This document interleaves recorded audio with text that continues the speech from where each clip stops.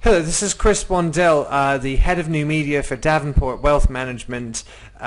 Today we're going to do a screencast regarding one of our top vetted products, the Lana Beach Hotel investments within the emerging market of Cape Verde. We've had a look at a lot of the developers down there in huge detail, and not one of them really stands out the way the resort group does. So this afternoon, Jason Kehoe is agreed to join me from the resort group. Welcome, Jason. Good afternoon. Good afternoon, Nick. How are you? Yeah, I'm very well, thank you. And just some apologies in case Jason's voice seems a little cold, flu-like. It is because he appears to be coming down with something. Yeah, not feeling 100% today, but I'd prefer to be in Cape Verde, that's for sure. I'm sorry, I just said that you appeared to be coming down with something. I know that's very rude. I do apologise. I don't mean you look terrible or anything. Quite right. Jason, if you want to, this is your presentation here, which you've been through hundreds of times. So what I'm going to do is I'm going to ask you to go through this with me, and we can just talk about some of the points on here. Sure, certainly. So yeah, if you want to take us through, here we are. Right, okay. The resort group started by our chairman, Rob Jarrett, who initially was from a financial background, got involved with wealth management, and then moved on to property development. And as you can see on the slide, we've got offices in Gibraltar, Cape Verde, obviously, and Madeira. For anyone looking for security, we've got our main office in Derby, so if anyone does want to come along, they're more than welcome to come along anytime they like. Global sales in excess of over 500 million euros now. That's probably eking closer towards the billion euro mark, which is pretty impressive in a very short space of time. Without a shadow of a doubt, we are the marketing leader in Cape Verde. We are opening the island's very first job centre, which is financed by the by Resort Group, and what that will do, that will give the locals the opportunity to have a trade in either tourism or construction. They will have a pay packet in their pocket at the end of each week, which is really important to the Cape Verde government. So we feel that we're actually giving something back to the Cape Verde Islands, as well as being the biggest developer there by a very long way. Okay, well, no, that's great, and it's clear you are working quite closely with the Cape Verdean government. But if we could just go back to Rob Jarrett, I think there's something pretty unique about Rob Jarrett, is that I hear he was asked to be on Dragon's Den? That's correct, yeah. James Khan, I would say retired, he certainly doesn't need to retire, but decided to step down from the Dragon's Den last year, and Rob was approached by the BBC to replace James, and in perfect Dragon's Den style, Rob said, "I'm out." It wasn't for him, and that really just goes to show the way that Rob is. For one, he's been thought of to replace somebody like one of the dragons, and secondly, that he actually turned them down, and that's a real barometer to the way that Rob presents himself. And Rob's dream is pretty much Cape Verde, for what he's done, how he's moving forward, and in Rob's response was, "I don't need the exposure." You know, Rob's very, very happy doing what he's doing. He's got his dream, and he's also got his goal, and that's to bring Cape Verde up to be one of the recognised tourist destinations in the world. And he's done quite well already so far, hasn't he? Because you'd think we were talking about someone in their 50s. Given what we've said just now, Rob Jarrett is he 37? He's 37 years of age. Okay, yeah. So yeah. It sickens me to say. I've got 7 years to become a media tycoon, so it's okay. 7 years. Well, I'm well past that, unfortunately, but okay. Let's go through who your strategic partners are right now. Yeah, sure. I mean, firstly, what we've done, we feel we've got on board the best partners that there are in the business. Savills, a company which has been going since 1855, got a fantastic reputation in their own right. Savills actually, when we approached Cape Verde, Rob approached Savills and wanted those guys their feedback, and they did a red book valuation on the plot of land that we looked at. They come back very much with positive responses. and we've decided to stick with Savills because they've got a good reputation, and those guys have overseen our due diligence report that we have. So they've checked into all the planning permission, the licenses, and everything is covered by Savills. Okay. So essentially, as a partner for due diligence, for those who don't understand what that means that Savills put their name by this. Yes, they do. Yeah, on the due diligence pack, which is available on the website, it is actually marked approved, and that is approved by Savills. And for those guys that have been going since 1855, for them to put their name to it, it has to be covered by them and overseen by them. So the fact that they're putting a name to it is a good marker for any individual investor. Okay, thank you for explaining the relevance of that. And Banif Bank, so they're huge, obviously, on the commercial side. Yes, they are. Very, very big throughout Europe, not just Portugal as well, in the real estate investment bankers as well.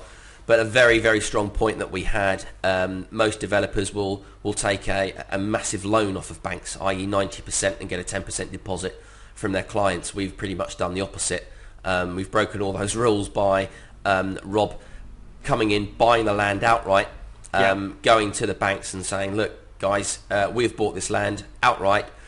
With our money and our clients' money, we will build this development. We don't need your financing. But what we do want, however, are the facilities for a mortgage for our clients at the back end. And in a very, very tough market, 3-4 years ago, banks were lending no monies at all. They actually gave us a 20 million overdraft facility. So if I wasn't doing my job, the sales team weren't performing, construction prices went up, we had a safety net, for argument's sake, for want of a better word, of 20 million euros. Okay. We delivered the resort 2 months ahead of schedule. Yep. Because of the finances that were in that account, and we didn't use a single euro of the 20 million overdraft facility, which I personally think, without my resort group hat on, is a very, very bold statement to make, that any developer in today's market that's had a 20 million overdraft facility and not touched a penny of that is very, very strong. Yeah, well, we've certainly seen a number of developers who are way too over leveraged. I mean, there's been a number of developers throughout the years who've tried to make Cape Verde work because it has very clear advantages as an emerging market. But obviously, the fact, if it was that easy, everyone would do it. That there's clearly things here working for the resort group that are well ahead of where the others are and were, because I am aware that some developers failed, didn't they? They were way too over leveraged. Completely. For my own experience, I lived in Spain for 7 years and sold overseas property at its peak, and I've been on the other side of the fence where I've actually had my own money invested into a developer, and last year they were made they went bust. So I've seen it on both sides of the fence, and all I can say is I wish that I'd invested my money in the resort group 4 or 5 years ago to what I did and what I invested in. So it fills me every day. I go out in my car and I see a lot of clients and I see a lot of agents, and it's very welcoming and assuring to know that we've got a company that does what it says it will do. Yeah, very, very much so. Yeah, and it's assuring for us as well as a company to be able to promote one who does, because otherwise we'd have no products if we didn't have companies like the Resort Group. Okay, great. And if you could explain a bit about Grupo San Jose. Yeah, Grupo San Jose. I've across my time over Europe and selling property there, I came across them quite a lot, and I wish that we had been using these guys when I was involved in selling property throughout Europe. They specialise in building airports. They're a massive, massive company. They've got a turnover of 1.35 billion a year, and they're a global company. Very, very established builder. Fantastic reputation throughout the world, let alone Cape Verde. And as I said, with the partners that we've got, we feel that these guys are the best that are out there. Yeah, and another thing that I think is significant and noteworthy, they don't control the budget, do they? The budget is still controlled entirely by the resort group, isn't it? Completely. What we do at the resort group, we create an SPV, which is a special purpose vehicle for each development that we have, which is its own company. Any monies that come in from our client cannot be taken out for anything other than construction. So we can't pay for land banking, construction licenses, for anything else other than that particular development. So one of the key points that we had, and the reasons why we chose Grupo San Jose, was because we were in complete control of the finances. And that's a prime example. On our first project, Tortuga, we finished that 2 months ahead of schedule because we were in control. A lot of developers constructors will like to be in charge of the finances, and when it comes to running out of money, you don't know where the finances have gone, whereas it's completely the opposite. We're in complete control, and that also is good for the client. Yeah, I mean, it's just another liability, isn't it? So it's one less liability. Completely. Okay, and then Melia hotels. We won't here in. Oh, let's go back. Here in England, we don't really know. We don't really appreciate Melia hotels for who they are.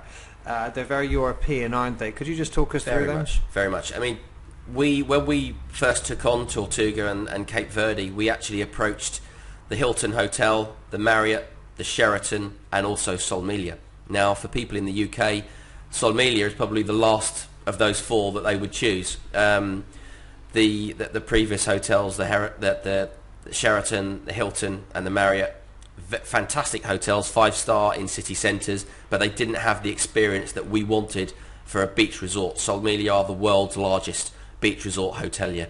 They were formed in 1956.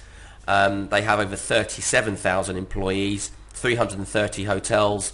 They have 150,000 hits per day on their reservation website, not their main website, just their reservation website. And last but not least, they've got a monthly turnover of 100 million euros, which is pretty phenomenal. That's over 25 million per week. And those guys were the people that we wanted in charge of our resort.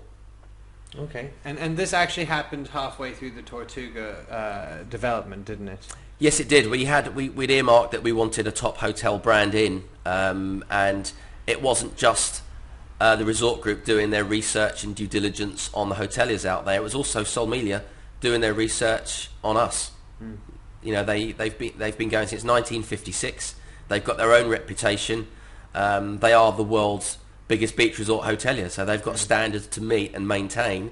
And they wanted to know they were going into the right partnership. So it was a joining of two companies that took their time, slowly but surely, and felt it was right to go into that partnership. And I guess this, to me, shows how Rob Jarrett, really compared to these companies, the resort group is the new kid on the block, isn't it? But that shows to me how Rob Jarrett is capable of putting the best together and partnering with the best to make this a really outstanding product.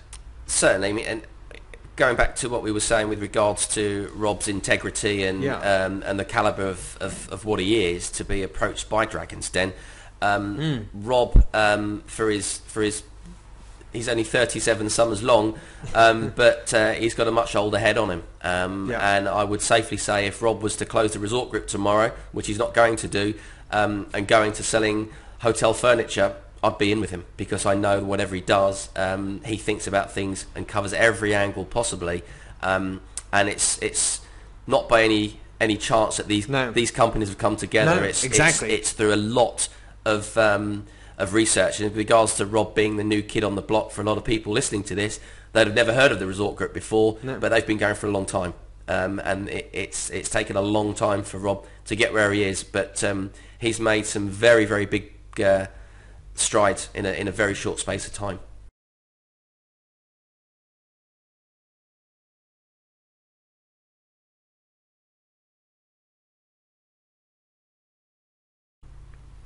So in terms of, let's just go over the financial strength here.